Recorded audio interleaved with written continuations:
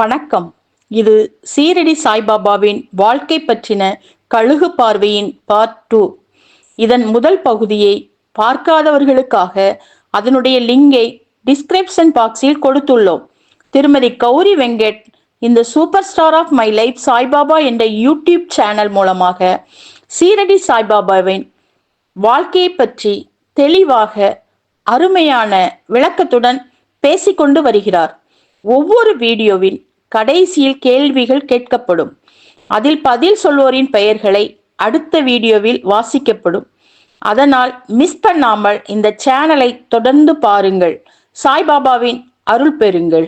இப்பொழுது முதல் வீடியோவில் திருமதி கௌரி வெங்கட் அவர்கள் கேட்ட கேள்விக்கான பதில். 16 ஆகஸ்ட் 1886 அன்று மகா சமாதியான மகானின் பெயர் ஸ்ரீ ராமகிருஷ்ண பரமஹம்சர். சரியான பதில் சொன்னவர்கள் திருமதி பவி அழகேஷ், திருமதி ஜெயஸ்ரீ மோகன். சரியான பதில் சொன்ன திருமதி பவி அழகேஷ் மற்றும் ஜெயஸ்ரீ மோகன் அவர்களுக்கு எங்கள் சேனல் மூலமாக வாழ்த்துகிறோம். ஃப்ரெண்ட்ஸ், லைக் பண்ணுங்க, ஷேர் பண்ணுங்க, கமெண்ட் பண்ணுங்க, சப்ஸ்கிரைப் பண்ணுங்க. அப்படியே கீழே உள்ள பெல் ஐகானை கிளிக் பண்ணிட்டு வீடியோக்குள்ள நம்ம போலாம். அவர் பிறந்த வருடத்துல இருந்து வருவோம். ஸோ பிறந்த வருடம் நம்மளுக்கு ஏற்கனவே தெரியாது. நான் சொன்னதுதான் 1838 அப்படின்ட்டுங்கிறது சொல்றாங்களே தவிர அவர் வந்து அவருடைய அம்மா அப்பா யாரு, அவர் பிறந்த ஊரு, இதை பற்றிலாம் அவர் எதுவுமே சொல்லலை. ஸோ நம்ம அந்த ஆராய்ச்சிக்கு போக வேண்டியது இல்லை. அதை பற்றி அவருடைய ஊர் அதை பற்றிலாம் வேற ஒரு விளக்கங்கள் இருக்குது. ஸோ என்னை பொறுத்த வரைக்கும் பாபா அதை பற்றி பேச விருப்பப்படலைங்கிற பட்சத்தில் அவர் ஒரு மகான். ஸோ அதை பற்றி நம்மளும் தெரிய வேண்டிய அவசியம் இல்லை அப்படிங்கிறது என்னுடைய கருத்து. அப்போ அவர் ஷிரடிக்கு எப்போ ஃபர்ஸ்ட் வந்தார், அது 1854 வந்து வந்திருக்காரு. ஆக்சுவலாக 1886க்கு முன்னால் ரொம்ப வந்து நம்மளுக்கு வருடத்துக்குள்ள டீட்டெயில்ஸ் ரொம்ப இல்லை. அது மேட்டர்கள் கொஞ்சம் கொஞ்சம் இருக்கே தவிர அதுக்கப்புறம் இருக்கிற மாதிரி இதில் ரொம்ப வருடங்களுக்குள்ள இது நம்மளுக்கு இல்லை. ஸோ மேட்டர் தான் நம்மளுக்கு வேணும். அதனால என்னென்ன நடந்துச்சுங்கிறத லைட்டாக நம்ம ஒரு கோர்வையாக பார்க்க போகிறோம் இந்த வருட காலகட்டத்தில் வந்து பார்த்தோம்னா. அப்போது 1854 வரும்போது அவருக்கு ஒரு 16 வயசு பையனாக வராரு. அவர் வேப்ப மரத்துக்கடியில இருந்து தியானம் பண்ணிட்டு இருந்தார். ஸோ அப்படிதான் அவர் எல்லாருக்குமே அறிமுகமானது. அவர் எப்பவுமே தியானம் பண்ணிட்டு இருந்தார். அவர் வந்து ஒரு பால யோகியா தான் எல்லாருக்கும் தெரிஞ்சார். ஒரு சித்தர் வச்சுக்கோமே, ஒரு இளம் சித்தரா தான் எல்லாருக்குமே வந்து தெரிஞ்சார். ஸோ நம்மளுக்கு ஓரளவுக்கு பையனை பார்த்து அந்த வயசு இருக்கும் அப்படின்னு கண்டுபிடிக்கலாம்ல. அப்படிதான் எல்லாரும் வந்து அவன் 16 வயசு பையன் அப்படிங்கிற பாயிண்ட் வந்து சொல்றாங்க. ஸோ 3 வருஷம் அவர் வந்து ஷிரடியில இருந்தார். ஃபர்ஸ்ட் டைம் 1854 to 1857 வரைக்கும் 3 வருஷம் அங்கதான் இருந்தாரு. யாருக்கிட்டையும் ரொம்ப பேசவே இல்லை. முக்காவாசி நேரம் தியானத்திலேயே தான் இருப்பாரு, அல்லது காட்டுக்கு போயிடுவாரு தியானம் பண்றதுக்கு. தியானம் தான். மழை வந்தாலும் கவலைப்பட மாட்டாரு, எது வந்தாலும் அசர மாட்டாரு. அவரு தான் பெரிய யோகியா இருக்காரு. ஸோ இதெல்லாம் அவங்களுக்கு வந்து அஃபெக்ட் ஆகாது. அவர் 16 வயசுலயே எல்லாமே தெரிஞ்சிட்டுங்கிறது தான் உண்மை. ரொம்பவும் பேச மாட்டாரு, அமைதி தான், சாப்பிட மாட்டாரு. லெண்டிபாகுங்கிற கார்டன் வந்து நம்மளுக்கு இப்ப இருக்கு. அந்த கார்டன் வந்து காலி இடமா முன்னால இருந்தது. பாபா தான் டெய்லி வந்து கிணத்துல இருந்து தண்ணி எடுத்துட்டு போய் அவர் தான் டெய்லி தண்ணி எடுத்துட்டு வந்து அவரே கொண்டு போய் செடியெல்லாம் நட்டி அது பக்கத்துல உள்ள ஒரு ஊருக்கு போயிட்டு நடந்தே தான் போவாங்க. அந்த காலங்களில் எல்லாம் நடந்தானே போவாங்க. ஸோ அங்கேருந்து செடியெல்லாம் கொண்டு வந்து நட்டி அவர் தான் அந்த ஒரு வறண்ட இடமா இருந்ததையே அவர் ஒரு பூஞ்சோலையாக வந்து மாற்றினதாக சொல்கிறாங்க 3 வருஷம். அதுலேயே அவர் குட்டி குட்டி மிராக்கிள் பண்ணியிருக்காங்க. பட் மற்றவங்களுக்கு அது ஒரு பெருசாக தெரியலங்கிறது தான். அந்த பானை கூட வந்து பார்த்தோம்னா பானைனா மண்பானை வந்து சுடான மண்பானை. டெய்லி வந்து அந்த ஒருத்தன் வந்து 2 பானை கொண்டு வந்து கொடுப்பான். அவர் தண்ணி பிடிச்சி கொண்டு தண்ணி ஊத்துற வரைக்கும் அந்த மண்பானை அப்படியே இருக்கும். அவர் தண்ணி ஊற்றி இது பக்கத்தில் வச்சுப்பாரு போல, மரத்து பக்கத்தில் ஏதோ ஒன்று. ஸோ அது உடஞ்சிரும். ஸோ டெய்லி அடுத்த நாள் திருப்பி புதுசாக மண்பானைங்கிறது சுடாத மண்பானை திருப்பியும் சொல்கிறேன். ஸோ நார்மலி இருக்க சான்ஸ் இல்லைல்ல, அது உடஞ்சி விழுந்துரும்ல. அதுவே ஒரு மிராக்கிள் தான். அவருக்கு வந்து சாதாரணமாக அவர் வந்து ஒரு யோகியா இருக்கிறனால சாதா செயல்கள் கூட வந்து எல்லாமே அவர் கண்ட்ரோலில் இருக்கிற மாதிரி தான். பஞ்சபூதங்களும் அவருடைய கண்ட்ரோலு தான். அது இந்த யோகிகளுக்கு அது கைவந்த கலையாயிரும். ஸோ ஆட்டோமேட்டிக்கலி அவர் கையில் அந்த பானை இருந்தோன்னு அது உடையாமல் இருந்துக்கிட்டு அப்புறம் ஒரு வந்து என்ன ஆயிடுச்சுன்னா 1857 ஷிரடியிலேருந்து கொஞ்ச நாள் காணாமல் போயிட்டார். கொஞ்சம் மாசங்கள் ஆளை காணும், எங்கே போனாருன்றே தெரியல. திருப்பி அதுக்கப்புறம் 1858 வந்து திருப்பி வர்றாரு. கொஞ்சம் மாசங்களுக்கு கழிச்சு வர்றாரு. இதுலயே நிறைய பேர் சொல்லுவாங்க அவர் ஏதோ போர் புரிய போனாரு, தோத்து போயிட்டாரு, வந்துட்டாரு, அப்படி இப்படிலாம் சொல்லுவாங்க. அப்படிலாம் வந்து இருக்க சான்ஸ் இல்லைங்கிறத என்னுடைய கருத்து. ஏன்னா அவ்வளோ வந்து வரும்போதே அவர் அவ்வளோ யோகியா தான் இருக்காரு. அவர் யார்கிட்டயுமே பேசல, ஃபுல்லும் தியானத்துல தான் இருக்கிறாரு. அப்படி இருக்கிறவர் போய் போர் புரிஞ்சிட்டு வந்தாரு அப்படி அப்படிங்கிற கதைகள்லாம் வந்து ஏத்துக்கிறதாக கிடையாது. ஸோ அவர் அப்படி கிடையாது. அவர் அது ஆக்சுவலாக சித்தர்கள் வந்து மனிதர்கள்லேருந்து கொஞ்சம் தள்ளி தான் வந்து போவாங்க. அதனால அப்படி அவர் வந்து எங்கேயோ போயிருந்துருக்கலாம், எங்கே போனாருங்கிறது தெரியலன்னு வச்சுப்போம். அது கொஞ்சம் மாசங்கள் அப்படி ஏதாவது அவர் ஸோ எங்கே போனாருங்கிற தெரியல. ஸோ செகண்ட் விசிட் திருப்பியும் 1858 அது வந்து ஒரு கல்யாண ஊர்வலத்தோட அவர் திருப்பி ஷிரடிக்கு வர்றார். ஸோ அவர் கூட அது வர்றது கூட அது கூட ஒரு காட்டுக்குள்ளே தான் அவர் இருந்தார் அப்பவும். ஸோ அது இது எல்லாருக்குமே தெரிஞ்ச ஒரு மிராக்கல் ஒன்று உண்டு. அது ஒருத்தருடைய குதிரையை கண்டுபிடிச்சு கொடுப்பாரு, ஒரு முஸ்லீம்காரருடைய குதிரையை. அவங்க வீட்டு கல்யாணத்துக்கு தான் அவர் ஷிரடிக்கு அவங்க கூடவே அவர் வந்து வராரு. ஸோ அப்படி பார்த்தா அவர் இருந்ததும் காட்டுக்குள்ளே தான், அவர் காட்டுக்குள்ளே தான் இருந்திருக்காரு. இப்போ ஷிரடிக்குள்ள அவர் வந்தாச்சு 1858 அவர் என்ட்ரி கொடுக்காரு. அப்போ இந்த மகள் சப்பாத்தின்னு அப்பவும் இவர் தான் வந்து அவரை ரிசீவ் பண்றாரு. வாங்க சாயி அப்படின்னு வந்து சொல்றாரு. சாயிங்கிற நம்ம எப்படி ஒரு துறவி மாதிரி இருக்கிறவங்கள வந்து வாங்க சாமி அப்படின்னு சொல்லுவோம்ல, அந்த மாதிரி ஒரு இதுல வந்து அவர் வாங்க அப்படின்னு வந்து சொல்றாரு. இந்த மகள் சப்பாத்தி வந்து கண்டோபா கோயில், சிவன் கோயில், சிவன் அவதாரம். அது வந்து கண்டோபாங்கிறது அது அவர் பூசாரியா வந்து இருக்காரு. இப்போ இந்த கல்யாணம் முடிஞ்சு எல்லா மக்கள் எல்லாம் திரும்பி போறாங்க. பட் பாபா மட்டும் இங்கேயே இருந்துக்கிறாரு. அவர் வந்து எங்கே ஷிரடியிலே வந்து இருந்துக்கிறார். ஆக்சுவலா அதுக்கப்புறம் அவர் ஷிரடியை விட்டு எங்கேயுமே போல. பக்கத்துல உள்ள ஊருக்கு நடந்து போயிருப்பார். ஒரு 2-3 ஊர்கள் இருக்கு, அதுல பக்கத்துல உள்ள ஊர்களுக்கு வந்து அவர் நடந்து போயிருப்பாரு. ஆனா அதை தவிர அவர் ஷிரடியை தாண்டி வேற எங்கேயுமே அவர் வந்து போகல.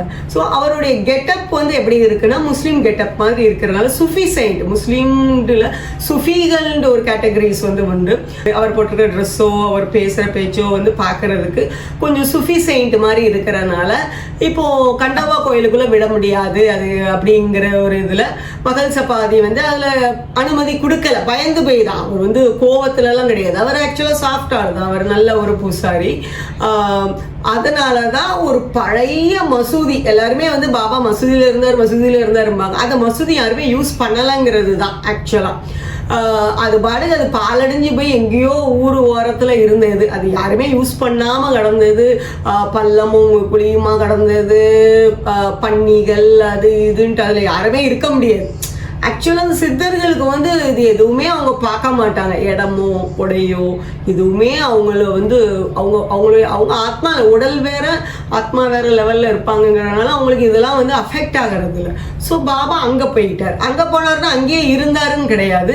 அவர் ரொம்பலாம் அங்கே இருக்க மாட்டார். அவர் பாட்டுக்கு காட்டில் தான் ரொம்ப நேரம் தியானம் பண்ண, அப்பவும் தியானம் தான் பண்ண போவார் ஆக்சுவலாக. ஸோ அப்படிதான். ஸோ ஃபஸ்ட்டு ஒரு குறிப்பிட்ட காலங்கள் அவர் அப்படி தான் இருந்திருக்காரு. தியானம் ரொம்ப யாருக்கிட்டையும் பேச மாட்டாரு. ஆனால் நம்ம மகள் சப்பாத்தி இருக்காருல்ல, மகள் சப்பாத்தி வந்து என்ன பண்ணாருன்னா, மகள் சப்பாத்தி அவருடைய 2 ஃப்ரெண்ட்ஸுகள் உண்டு. அவங்க 3 பேரும் இவர் வந்து குருவா வச்சு அவருக்கு நல்ல மரியாதை கொடுப்பாங்க. ஏன்னா ஷிரடி வந்து அடிக்கடி ஷிரடிக்கு வந்து நிறைய துறவிகள்லாம் வருவாங்க. ஸோ அவங்களெல்லாம் இவங்க நார்மலாகவே நல்லா உபசரிப்பாங்க. நார்மலாக எப்படி நம்ம வந்து இந்த திருவிழாடல் புராணத்துலலாம் பார்த்துருப்போம்ல, சிவனடியார்களை வந்து நல்லா சிவனடியார்களை வந்து இந்த நாயன்மார்கள் ஒவ்வொரு கதைகளுமே அப்படிதான் வரும். சிவனடியார்களை வந்து நல்லா உபசரிக்கிறது. அந்த மாதிரி இவருடைய கேரக்டர் நம்ம மகள் சபாதி கேரக்டர் நல்லா வந்து எந்த துறவிகள் மகான்கள் வந்தாலும் அவங்களுக்கு ஒரு நல்ல ஒரு உபசரிப்பு கொடுப்பாங்க. அவரும் அவருடைய ஃப்ரெண்ட்ஸும் அதே மாதிரி பாபாவுக்கும் வந்து கொடுக்காங்க. ஏதோ ஒரு வகையில் ஒரு ஈர்ப்பு அவருக்கு இருக்கு. அதனால பாபாவை தன்னுடைய குருவாக தான் நினைச்சு அவர் காலடியில் தான் இருக்கிற மாதிரி அவர் வந்து கொஞ்சம். அதுக்கப்புறம் வந்து பார்த்தோம்னா கொஞ்சம் கொஞ்சமாக பாபா வந்து சித்தர்கள் எப்படி சித்த வைத்தியமும் பண்ணாங்க, அதே மாதிரி பாபாவும் கொஞ்சம் கொஞ்சமாக சிலவங்களுக்கு உடம்பு சரியில்லாமல் இருக்கிறவங்களுக்கெல்லாம் அவர் வந்து அதை குணப்படுத்த ஆரம்பித்தார். ஸோ அப்படி கொஞ்சம் அவருடைய பேர் வர ஆரம்பிச்சுது. அதர்வைஸ் அவர் வந்து கிழிஞ்ச ட்ரெஸ் தான் போட்டிருப்பாரு. அவரை வந்து அந்த அளவுக்கு யாருமே வந்து மதிக்க மாட்டாங்க. அவர் சில நேரம் கோவப்படுவார், தூக்கி எறிஞ்சிருவார், அப்படிலாம் வந்து கொஞ்சம் ஒரு அப்படி இருப்பார். அந்த ஸ்டார்டிங்கில் வந்த புதுசில் அவர் அப்படி இல்லைனாலும் அந்த 16 வயசில் அதுக்கப்புறம் உள்ள கேட்டகரியில் வந்து அவர் அந்த மாதிரி தான் ஒரு பக்கிரி தோற்றத்தில் இருக்கார். கொஞ்சம் அது எல்லாரும் பைத்தியம் கூட நினைப்பாங்க. கொஞ்சம் சில சித்தர்கள்லாம் சொல்லுவாங்கல்ல, சேஷாத்ரி மகரிஷிலாம் அப்படி இருப்பாங்க அப்படின்லாம் சொல்லுவாங்க. ஸோ அந்த மாதிரி ஒரு கேட்டகரிஸில் தான் இருப்பாங்க. அதனால எல்லாருமே அவர்கிட்ட நெருங்கவும் பயப்படுவாங்க எல்லாரும் வந்து. ஆனால் கொஞ்சம் கொஞ்சமாக அவருடைய பேர் வந்து அவர் ஒரு வைத்தியநாதராக இருந்தாருன்னு சொல்லலாம், தன்வந்திரியாக இருந்தாருன்னு சொல்லலாம். அவர் எல்லாருமே குணப்படுத்தினார். வந்து எல்லாருமே அவரே வந்து எல்லாருக்கும் அவருடைய வைத்திய முறைகள் வித்தியாசமாக தான் இருக்கும். அவர் என்ன இலை யூஸ் பண்ணுறாரு, என்ன மருந்து யூஸ் பண்ணுறாரு என்னட்டு தெரியாது. ஒரு இதில் கூட வந்து பார்த்தோம்னா ஒருத்தவங்களுக்கு லூஸ் மோஷனுக்கு பாதாம் பால் கலக்கி கொடுப்பாரு அவர் வந்து.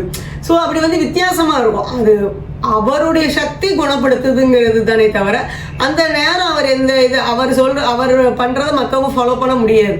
ஸோ அவருடைய அந்த சக்திகள், யோக சக்திகள், சித்த சக்திகள் எல்லாமே அவருடைய யோக சக்திகள் வந்து இங்கே அவரை ஒரு வைத்தியராக பாப்புலராக ஆரம்பிச்சது. அந்த வகையில் தான் அவர் கிட்டத்தட்ட 1886க்கு முன்னாடி ஒரு ஸ்டேஜில் இப்படி வந்து பாபா வந்து மக்களுக்கு ஒரு முக்கியமான ஒரு ஆளாக மாறிட்டார். ரொம்ப வந்து அற்புதங்கள் நடத்துகிறவர் அந்த மாதிரி இல்லாமல் கடவுளாவோ அவதாரமோ அப்படி யோசிக்கலை.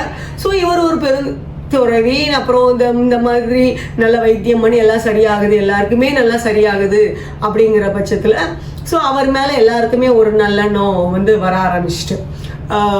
ஸோ இப்படி தான் இவருடைய இந்த கேட்டகரி வந்து இருந்துச்சு.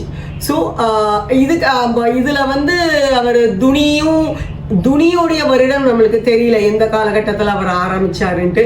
மேபி இதுக்கு முன்னாலேயும் கூட ஆரம்பிச்சிருந்துருக்கலாம். துணியை ஆரம்பித்து அவர் பாடுக துணிங்கிறது இந்த யாகம் வளர்க்குற மாதிரி அந்த தீயை வளர்த்து அது முன்னால் வந்து ரொம்ப நேரம் சும்மா தான் அது துணி முன்னால் உட்காந்துட்டு இருப்பாரு அப்படின்ட்டு தியான நிலையிலே இருப்பார், சமாதி நிலையிலே இருப்பாருன்னு நினைக்கிறேன். ஸோ அப்படி தான் அவர் வந்து இருந்திருக்கார். அதனுடைய காலகட்டம் எனக்கு ரொம்ப கிடைக்கல. அது துணி எப்போ வந்து அவர் ஸ்டார்ட் பண்ண ஆரம்பிச்சாருங்கிறது 86க்கு முன்னாலேயா பின்னாலேயாங்கிறது ஒரு ஐடியா இல்லை. மேபி 86க்கு முன்னால கூட இருந்திருக்கலாம்ட்டு நினைக்கிறேன். ஏன்னா ஓரளவுக்கு அவர் வந்து மசூதியை வந்து துவாரகாமாய் அப்படிம்பார். அதுக்குள்ள காரணங்களை நான் பின்னால சொல்கிறேன். துவாரகாமாயில ஓரளவுக்கு அவர் அதுலேயே தங்க ஆரம்பிச்சிட்டார். ஒரு தடவை இந்த மழைலாம் ரொம்ப பெஞ்சனால மகள் சபாதி பைஜாபாய்ங்கிறவங்க தான் பாபா காட்டுக்குள்ளே இருந்தாலும் தேடி கண்டுபிடிச்சி சாப்பாடு அவருக்கு ஊட்டி, அவர் தியானத்தில் இருப்பார் இருந்தாலும் அவருக்கு சாப்பாடை ஊட்டி அவர் சாப்பிட்ட பிறகு தான் அவங்க திருப்பி நடந்து வந்து தான் சாப்பாடே சாப்பிடுவாங்க. அந்தளவுக்கு பைஜாபாய் பாட்டீல் அவங்களுடைய பையன் தான் தாத்தியா பாட்டீல். ஸோ இவங்க எல்லாருமே அவரை வந்து கெஞ்சி அவரை வந்து திருப்பி ஊருக்குள்ளே கூட்டிகிட்டு வந்துடுறாங்க. அந்த மழை வந்து அவரை ஒன்றும் பண்ணாது. பட் அவர் மேலே பாசம் உள்ள அந்த பக்தர்கள், அந்த அன்பர்கள் வந்து ஐயோ பாபாவுக்கு என்ன ஆயிருமோ அப்படிங்கிற மாதிரி ஒரு இதில் இருந்தனால பாபா அந்த மக்களுக்கு கட்டுப்பட்டு, அந்த அன்புக்கு கட்டுப்பட்டு அவர் துவாரகாமாயிலேயே அப்புறம் இருந்துக்கிறார். அதர்வைஸ் ரொம்ப அவர் இருந்ததில்லை. அவர் காட்டுகளை போவார், அங்கே நடப்பார், அப்படிதான் அவருடைய முக்காவாசி நேரம் வந்து இருக்கும். ஸோ இப்போ நான் இதில் சொல்லியிருக்க அன்பர்கள் பேரெல்லாம் நம்ம ஞாபகம் வச்சுக்கணும். அடிக்கடி நான் ரிப்பீட் பண்ணுவேங்கிறதுனால மகள் சபாதிங்கிறவர் கண்டோபா கோயிலுடைய பூசாரி. அதுக்கப்புறம் பைஜாபாய் பாட்டேல், பைஜாபாய் பாட்டேல்ங்கிறவங்க பாபாவுக்கு சாப்பாடு கொண்டு போய் கொடுத்தவங்க. அவருடைய பையன் தாத்தியா பாட்டேல் அப்புறம் நான் சொல்லுவேன். அப்புறம் ஷாமான்னு ஒரு கேரக்டர் நான் வந்து சொன்னேன். ஸோ அவரும் ரொம்ப முக்கியமானவங்க. இவ்வளோ பேர் இப்போதைக்கு நான் வந்து சொல்லியிருக்கேன்.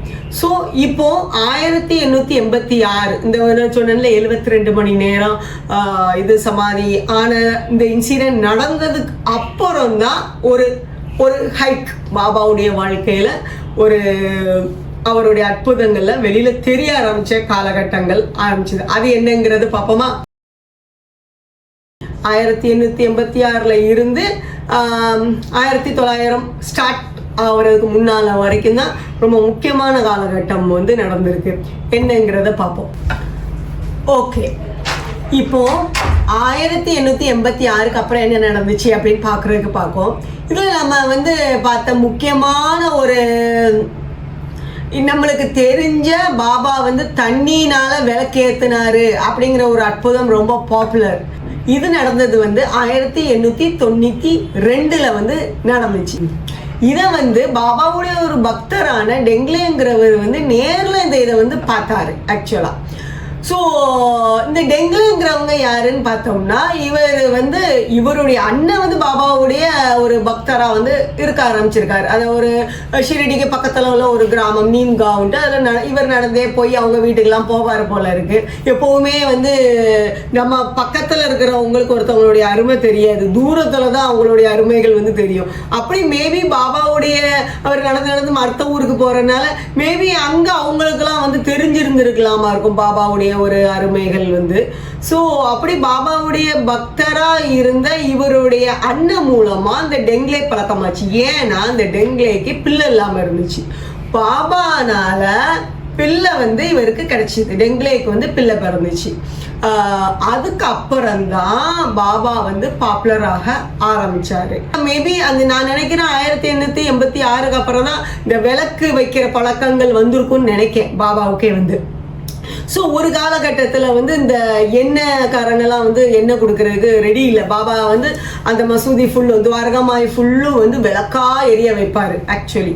ஸோ விளக்கு எரியறதுங்கிறது நம்மளுடைய ஹிந்து கலாச்சார இதுபடி எப்போவுமே உண்டு. அதனால அவர் அந்த விளக்கு ஃபுல்லு எரிய வைப்பார். டெய்லி விளக்குக்கு எண்ணெயை வாங்கிட்டு வந்து அவர் விளக்கு எரிய வைப்பார்.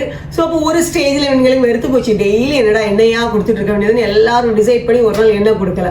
அப்போ வந்து ஒரு சில புக்ஸ்ல போட்டிருக்காங்க அவர் கோவப்பட்டாருன்னு. அப்படி கிடையவே கிடையாது. பாபா வந்து தனக்காக வந்து என்னைக்குமே வந்து அவருடைய கோபம் வந்து தன்னை இன்சல்ட் பண்ணிட்டாங்க, தனக்கு ஒன்றும் கிடைக்கல, அப்படி கிடையவே கிடையாது.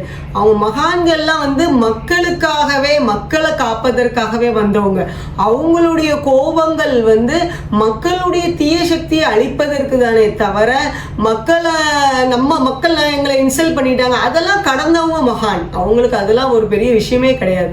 அதனால பாபா வந்து இதுல கோபப்படல, அவர் பாட்டுக்கு அமைதியாக தான் போனார். இதை வந்து நேராகவே வந்து பார்த்துருக்காரு. இந்த டெங்லே கூட சொல்கிறார், அவரெல்லாம் வந்து ஒரு நல்ல சக்தி உள்ள ஒரு பெரிய மகான், அவரெல்லாம் வந்து நீங்கள் பெரிய துறவி, அவரெல்லாம் வந்து இப்படி இது பண்ணக்கூடாது அப்படின்ட்டு. இருந்தாலும் ஒருத்தர் கேட்காம வந்து பார்க்கும்போது பாபா என்ன பண்ணாருன்னா அந்த டின்னில் வந்து கொஞ்சோண்டு எண்ணெய் இருந்துச்சு போல இருக்கு, அதில் அவர் தண்ணியை ஊற்றுவார்.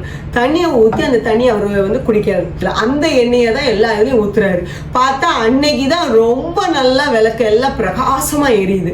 ஸோ இந்த அற்புதம் தான் மக்களை ஃபுல் அந்த மக்களுக்கு வந்து எல்லா மக்களுக்கும் பாபாட்ட வந்து ஏதோ ஒரு பெரிய சக்தி இருக்குங்கிறத எல்லாரும் உணர ஆரம்பிச்சது. அது வரைக்கும் அவர் வந்து ஒரு வைத்தியர் மாதிரி இருந்திருக்காரு. வேணா க்ளோஸா உள்ளவங்களுக்கு அவருடைய அற்புதங்கள் தெரியும். இப்போ நம்ம கிருஷ்ணரே பார்த்தோம்னா அவரை வந்து பகவான் துரியோதனாலாம் அவரை அதை யோசிக்கவா செஞ்சாரு. இருந்துமே கிருஷ்ணனுக்கு அகெயின்ஸ்டா தானே பண்ண பார்த்தாரு எல்லாமே வந்து. ஸோ அப்படி வந்து க்ளோஸா இருக்கிறவங்களுக்கு இவருடைய அருமைகள் தெரிஞ்சது தான். ஆனா இந்த ஒரு தண்ணினால விளக்கு எரிஞ்ச ஒரு மிராக்கிள் தான் பாபாவை வந்து ஒரு எல்லாருக்கும் ஒரு புரிய வச்ச இது. அவங்களே வந்து மன்னிப்பு கேட்டுக்கிட்டாங்க அதுக்கப்புறம் அப்படி நடந்ததுக்கு வந்து. ஸோ அந்த பிள்ளை பிறந்துச்சு, அப்புறம் இந்த இன்சிடென்ட் இது எல்லாமே ஒரு பாப்புலர் ஆக்கிச்சு. இவருக்கு மட்டும் கிடையாது, 1896 1897 மீன்ஸ் அடுத்தடுத்த வருஷம் வந்து இன்னும் 2 பேருக்கு கூட குழந்தை வரம் இவரால் வந்து கிடைச்சிது. அதனால தான் இந்த இப்போ ராமநவமி ஆயிட்டு. ஸோ அதில் உள்ள ஒருத்தர் வந்து நான் எல்லாமே இந்த பேர் சொன்னால் உங்களுக்கு ஞாபகம் இருக்காது. ஸோ பாபாவோடைய பக்தர் அப்படின்னு வச்சுப்போமா நம்மளுக்கு வந்து. ஸோ ஒவ்வொரு பேராக சொன்னோம்னா நம்மளுக்கு ஞாபகம் இருக்காது. ஸோ அவருக்கும் பிள்ளை வரம் வந்தனால அந்த சந்தோஷத்தில் பாபாவுக்கு வந்து ஒரு இப்போ நம்மலாம் நினைப்போம்ல, ட்ரீட் கொடுக்கணும்னு நினைப்போம்ல. ஸோ வாங்க இது வந்து எனக்கு கிடைச்சிட்டு இதில் சக்ஸஸ் ஆகிட்டு ட்ரீட் கொடுப்பேன். நான் கூட என்னுடைய first book super star of my life Saibaba English book வந்து கம்ப்ளீட் ஆகி புக் லான்ச்லாம் பண்ண பிறகு எனக்கு ஹெல்ப் பண்ண புக் கோச் என்னுடைய ஃப்ரெண்டு, அப்புறம் யாரெல்லாம் எனக்கு ஹெல்ப் பண்ணாங்களோ அதில் வந்து மென்ஷன் பண்ணியிருப்பேன். அவங்க எல்லாருக்குமே நான் ஒரு ட்ரீட் கொடுத்தேன் தனிப்பட்ட முறையில். ஸோ இவங்க எல்லாரும் எனக்கு ஹெல்ப் பண்ணாங்க அப்படின்ட்டு.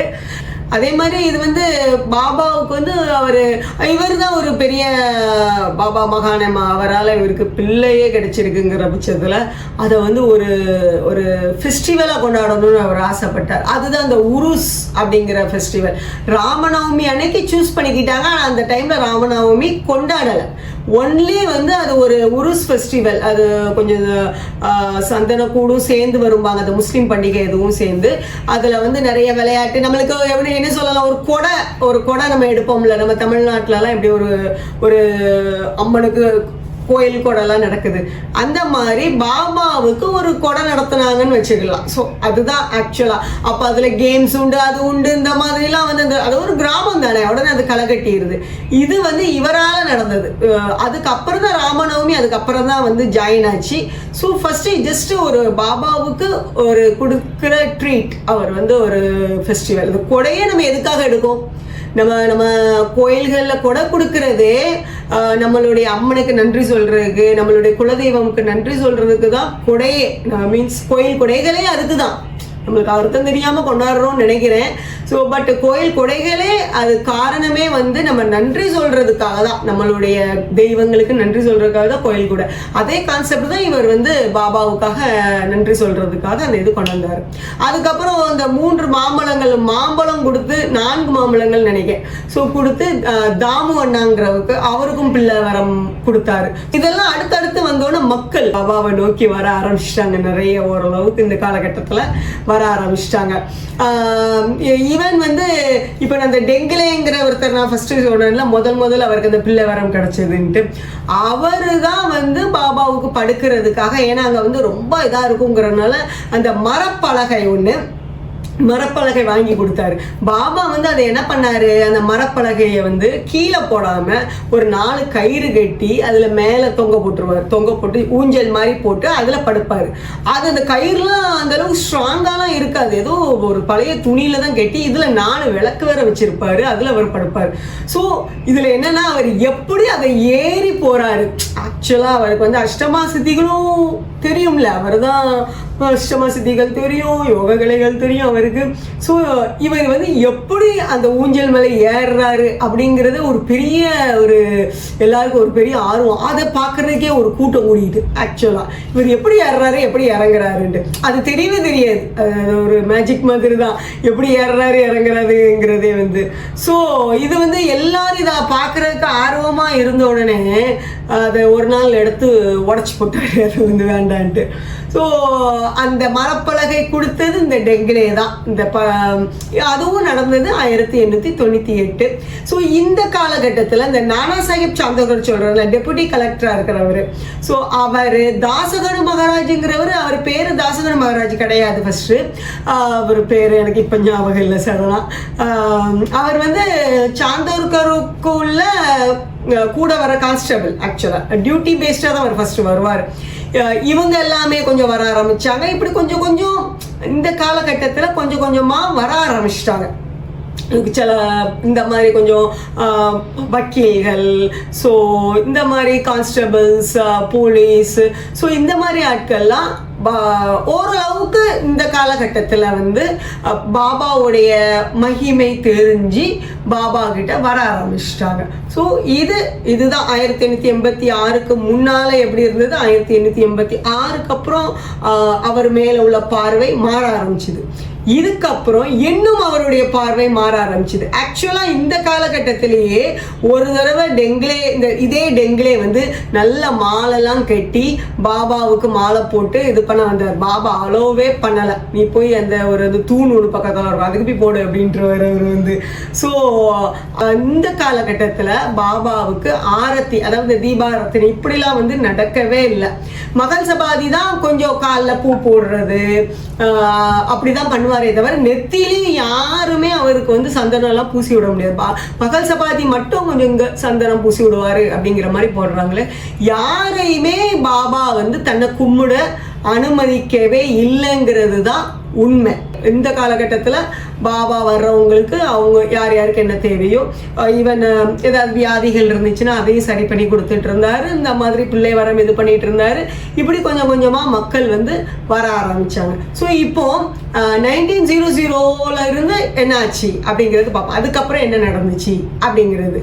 ஓகே, இப்பொழுது நீங்கள் ஆர்வமாக எதிர்பார்த்து கொண்டிருக்கும் கேள்வி நேரம். முதல் கேள்வி, சாய்பாபாவின் புகழ் இந்தியா முழுவதும் பரவ காரணமாக இருந்தவர் யார்? கேள்வி 2, சாய்பாபா தண்ணீரால் விளக்கு எரிய வைத்ததை பார்த்த பக்தரின் பெயர் என்ன? எந்த வருடம் நடந்தது? இதில் முதல் கேள்வி முதல் வீடியோவில் இருந்து கேட்கப்பட்டிருக்கிறது. அதனால் முதல் வீடியோவை பார்க்காதவர்கள் அதை பார்த்துவிட்டு விரைந்து பதில் சொல்லுங்கள். அடுத்தது, இந்த இரு படங்களுக்கு இடையே உள்ள 2 வித்தியாசங்களை கண்டுபிடியுங்கள். மறந்து விடாதீர்கள். இந்த புதிர்களுக்கு விடை சொல்பவர்களின் பெயர்கள் அடுத்த வீடியோவில் வாசிக்கப்படும். அதனால் விரைந்து பதில் சொல்லுங்கள். சாயின் அருள் பெறுங்கள். இந்த சேனலை மறக்காமல் சப்ஸ்கிரைப் பண்ணுங்க.